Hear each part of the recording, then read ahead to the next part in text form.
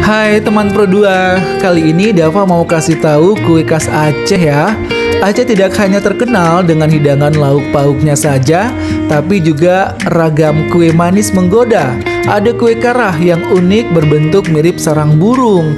Salah satu cemilan tradisional khas Aceh yang masih bertahan hingga kini adalah kue karah. Kue kering legendaris yang memiliki rasa manis ini kerap hadir saat perayaan adat ataupun saat hari raya. Tapi di hari biasa, kue kekara dijadikan cemilan ringan sambil menikmati kopi. Sekilas, kue kekara seperti jaring berwarna putih kecoklatan yang berlapis-lapis. Banyak yang menyebut kue ini mirip sarang burung. Karah berwarna coklat gelap dengan aroma khas karamel yang muncul dari gula pasir yang ditambahkan dalam adonan tepung beras. Paduan dari bahan utama tepung beras dan gula pasir membuat kue kering ini memiliki tekstur yang renyah dan bercita rasa manis. Kue kara sangat populer di Aceh. Tak sedikit para pelencong yang menjadikan kue ini sebagai oleh-oleh.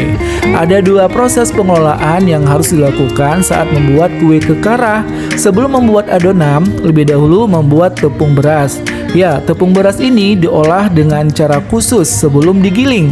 Beras lebih dahulu direndam selama 1 malam, lalu dicuci bersih hingga airnya benar-benar jernih.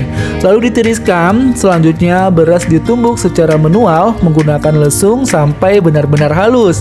Tepung beras kemudian diayak dan dijemur hingga kering. Tepung beras halus ini kemudian baru bisa diolah jadi bahan baku untuk membuat adonan kue kara.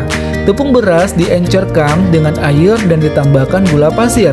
Adonan yang telah tercampur rata lalu dimasukkan ke dalam cetakan dari batok kelapa yang berlubang-lubang. Adonan yang keluar dari lubang-lubang cetakan segera ditumpuk di atas minyak panas sambil terus digoyang agar membentuk jejaring yang saling bertumpuk. Proses pembuatannya menuntut kegesitan tinggi karena adonan ini mudah hangus jika terlalu lama dipanaskan. Gimana teman Pro 2? Pasti gampang dan sangat mudah sekali bukan? Selamat mencoba ya. Semoga berhasil dan sukses. Terima kasih.